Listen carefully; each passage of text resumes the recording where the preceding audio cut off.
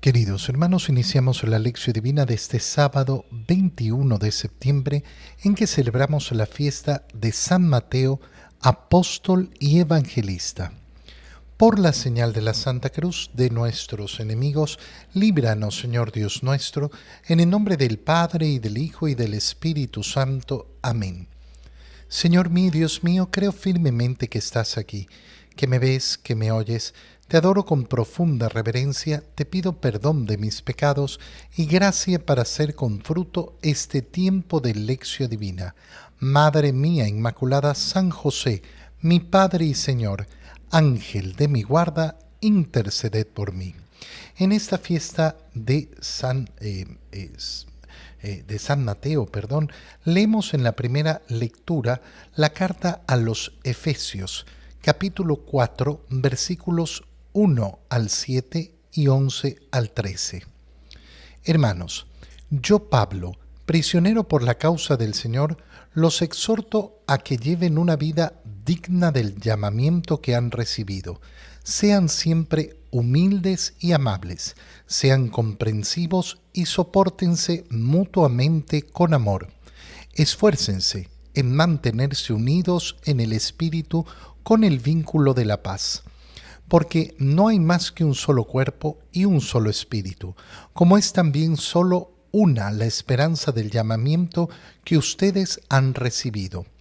Un solo Señor, una sola fe, un solo bautismo, un solo Dios y Padre de todos, que reina sobre todos, actúa a través de todos y vive en todos. Cada uno de nosotros ha recibido la gracia en la medida en que Cristo se la ha dado. Él fue quien concedió a unos ser apóstoles, a otros ser profetas, a otros ser evangelizadores, a otros ser pastores y maestros. Y esto para capacitar a los fieles, a fin de que desempeñando debidamente su tarea, construyan el cuerpo de Cristo, hasta que todos lleguemos a estar unidos en la fe y en el conocimiento del Hijo de Dios, y lleguemos a ser hombres perfectos, que alcancemos en todas sus dimensiones la plenitud de Cristo. Palabra de Dios.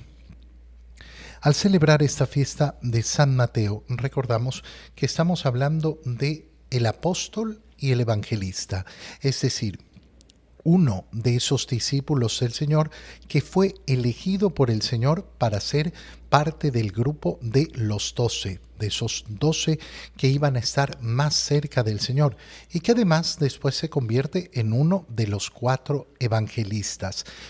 Cuatro evangelistas existen en el mundo, no existen más.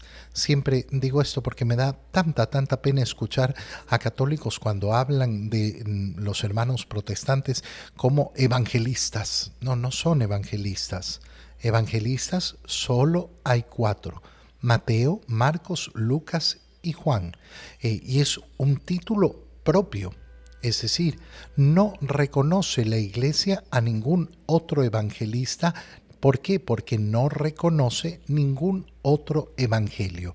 Estos 4 evangelios son los que forman parte de la revelación de Dios, esa revelación divina, esa revelación en la cual sustentamos nuestra fe. En esta fiesta entonces de San Mateo estamos leyendo la carta a los Efesios y dice Pablo que él, prisionero por causa del Señor. Siempre es bello recordar que estas palabras ya surgen en el último periodo de vida de San Pablo, ya cuando vive como prisionero y sin embargo mira la libertad con la que habla, con la que piensa y con la que vive. Con esa libertad los exhorta a que lleven una vida digna del llamamiento que han recibido. ¿Qué significa esto? Vivir a la altura de los hijos de Dios. Qué bonito es cuando uno tiene presente, ¿no?, ser hijo de su padre y querer honrar la memoria de su padre con sus acciones, con su vida, demostrar que yo soy hijo de mi papá, de mi mamá y que he recibido una educación determinada. Bueno, esto en la condición de los bautizados tiene que ser constante referido hacia Dios. Yo quiero vivir como hijo de Dios. Esto significa vivir una vida digna del llamamiento, de esa gracia que hemos recibido en nuestro bautismo. Y por eso explica cómo es esa vida, esa altura de esa vida. Sean siempre humildes y amables. Humildes, siempre la virtud primera. La primera virtud a la cual mi corazón se debe dirigir. La humildad, ¿por qué? Porque es la virtud cardinal, la virtud principal, la virtud que va a enfocar mi vida verdaderamente en el camino del Señor. La amabilidad, que significa tratar a los demás afablemente, con amabilidad. Ser comprensivos. Ser comprensivos significa siempre tener el deseo de entender al otro, no de juzgarlo. Y fíjate en la siguiente expresión: sopórtense mutuamente con amor. Siempre en las relaciones interpersonales no va a ser sencillo. No va a ser todo fácil. No existe una relación interpersonal, no existe una relación entre dos personas donde no surjan inconvenientes. Y siempre vamos a tener que soportar y también entender que a nosotros nos soportan los demás. A veces creemos que soy yo el que soporto los defectos de los demás. No, también los demás soportan mis defectos. Y es importante recordar esto, que así como yo soporto, a mí también me soportan los demás, porque cada uno de nosotros tenemos nuestros modos, nuestras maneras de ser que no son agradables. Y esto, ¿a qué nos lleva? A ese esfuerzo. Esfuércense en mantenerse unidos en el espíritu con el vínculo de la paz. Oye, hay personas que llenan su boca diciendo que desean paz. Yo quiero paz, paz, paz, paz. La paz requiere mucho esfuerzo. La paz no es gratuita. La paz no es gratuita. La paz tiene que nacer en primer lugar de la paz interior, de esa reconciliación con Dios. Si yo no estoy en paz con Dios, no tengo paz interior, difícilmente voy a salir al mundo a buscar paz exterior. Pero tanto la paz interior como la paz exterior requiere esfuerzo. No se puede conseguir de otra manera. Requiere esfuerzo. Todas estas virtudes y todo este comportamiento que San Pablo invita a tener, ¿en base a qué está dado? A que no hay más que un solo cuerpo y un solo espíritu. Es decir, nosotros como hijos de Dios tenemos que soportarnos unos a los otros y buscar la paz, porque somos parte de ese solo cuerpo y solo espíritu que es la iglesia, ese cuerpo de Cristo. Una sola también es la esperanza. Una sola, la esperanza de la resurrección, de la vida eterna. Un solo Señor, una sola fe, un solo bautismo, un solo Dios que reina sobre todos y actúa a través de todos y vive en todos. Estas palabras de San Pablo nos invitan a darnos cuenta de la importancia que tiene el esfuerzo por la unidad. La unidad de la iglesia, la unidad de la familia, la unidad con las diferentes personas. El trabajo, el esfuerzo por la unidad refleja verdaderamente el que yo soy consciente de esa dignidad de ser hijo de Dios. Y en esa multiplicidad que tenemos, apuntando a la unidad, nos damos cuenta que cada uno ha recibido la gracia en la medida que Cristo se la ha dado. Y por eso a algunos los eligió como apóstoles, a otros como profetas, a otros como evangelizadores, a otros como maestros, pastores. ¿Para qué? Para poder realizar una sola misión. Una sola misión desde la multiplicidad de carismas, desde la multiplicidad de esa gracia de Dios. Pero todo, ¿para qué? Para que construyan el cuerpo de Cristo. Y fíjate en la última idea que se nos transmite porque es preciosa. Hasta que todos lleguemos a estar unidos en la fe y en el conocimiento del Hijo de Dios. La meta es la unidad en Dios con todos. La meta siempre va a ser esa. el conocimiento perfecto. Y alcancemos, ¿qué cosa? Ser hombres perfectos, ser personas perfectas. Qué bonito es recordar eso. Recordar que esta es la meta. La meta del cristiano es la perfección. Eh, no se trata de la arrogancia de creer que uno puede decir que ya es perfecto en esta vida. No, no se trata de eso.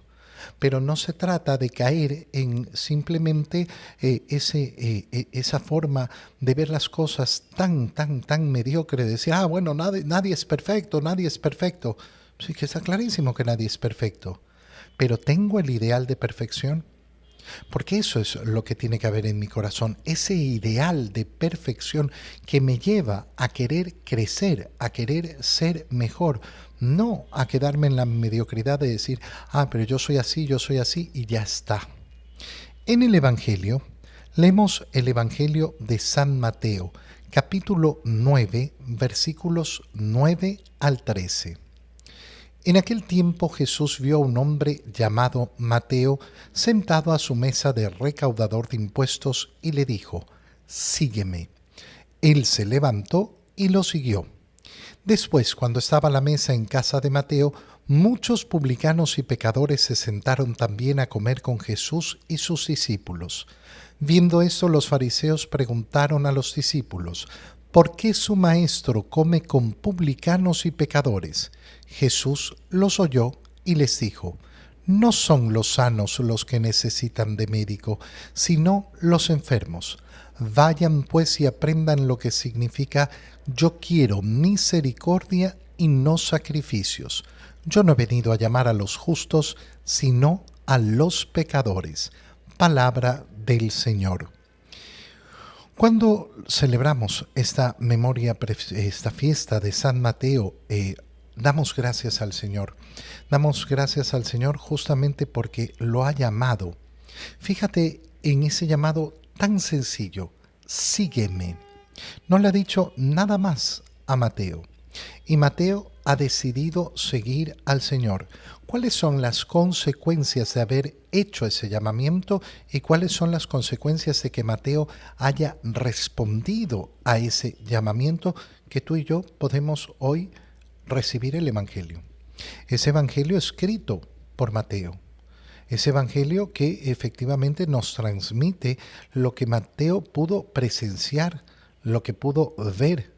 Es precioso saber que Mateo está casi desde el inicio de la predicación pública de Jesús y por tanto lo que nos transmite su Evangelio es eso que ha vivido, que ha experimentado, que ha escuchado. Y entonces, ¿qué hacemos? Gracias. Gracias, Señor, por haber llamado a Mateo. Y gracias, Mateo, por haber respondido a ese llamado del Señor, porque cuánto beneficio he tenido yo en mi vida a través de la labor de Mateo y cómo sigo teniéndola. ¿Qué tiene de particular el llamado de Mateo? Bueno, que Jesús ve a un hombre llamado Mateo sentado en su mesa de recaudador de impuestos. Recaudador de impuestos que es llamado publicano. Publicano significa que no es un recaudador de impuestos cualquiera, sino que recauda impuestos para el Imperio Romano. Y por esto eran tachados de indeseables, de personas no puras, personas pecadoras. Además de ser traidores de su patria, eran personas que efectivamente se enriquecían a costa de los demás. Al Señor no le importa esto. No le importa el pasado de Mateo, le importa el futuro de Mateo. Ese que vamos a tener tú y yo, ese en el que vamos a intervenir tú y yo, porque vamos, como hemos dicho, a recibir tantos dones a través de esa acción. Cuando hablamos entonces de publicanos, hablamos de personas que son vistas en Israel como gente impura. Y sucede que inmediatamente después, cuando estaban a la mesa en la casa de Mateo, no solo son publicanos, sino también pecadores que se sientan a comer con Jesús y sus discípulos. Si nosotros nos fijamos en el Evangelio, vamos a encontrar rápidamente que la actitud de Jesús ha sido siempre la misma desde su nacimiento. Oye, cuando vemos que Jesús nace en una gruta, porque no había lugar para ellos en la posada, y los primeros en ir a visitar a Jesús, a ir a buscar a aquel niño del cual los ángeles les habían hablado, ¿a quién vemos? A los pastores. ¿Y los pastores cómo eran considerados en Israel? Como gente que vivía en impureza, que vivía constantemente en impureza. ¿Por qué? Porque el contacto con los animales los volvía, de acuerdo a los estándares judíos, impuros. Y como todos los días estaban con los animales, entonces siempre estaban impuros. Bueno, esos impuros han sido los primeros en adorar al Señor, los primeros en ir a adorar a nuestro Señor Jesucristo. Esta es la constante. La constante de la vida de Jesús va a ser esta: la cercanía con el que es considerado impuro, la cercanía con los pecadores, la cercanía con aquel que está enfermo y necesita sanación, no para decir que su vida está bien. No con esa mentalidad que vemos tanto en el mundo de hoy, donde decimos, ay, bueno, no, nadie puede decir nada. No, Jesús lo dice con claridad.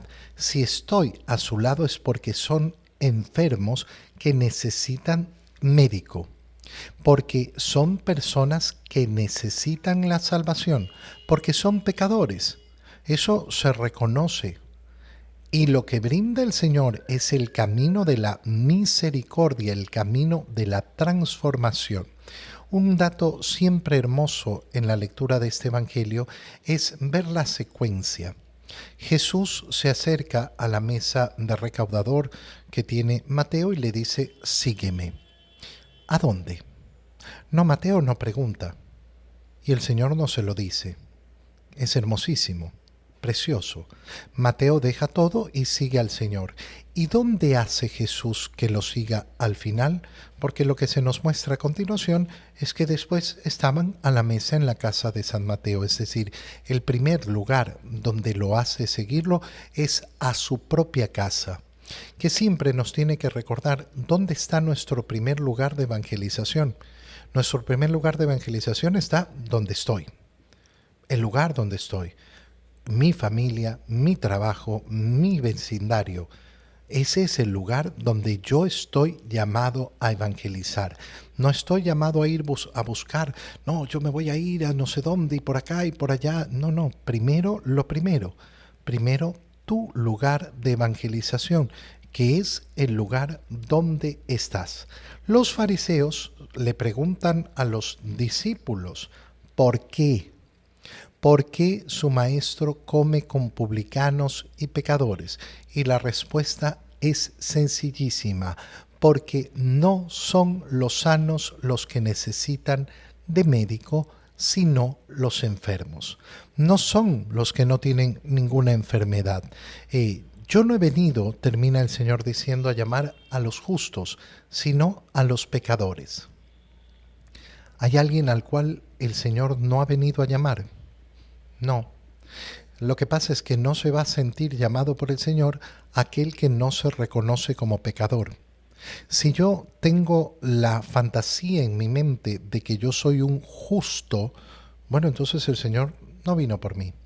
Si yo tengo la enfermedad del alma que se llama inconsciencia, que no permite que reconozca mis pecados, bueno, el Señor no ha venido por mí. Qué bonito es entonces escuchar esas palabras del Señor. Yo no he venido a llamar a los justos, he venido a llamar a los pecadores.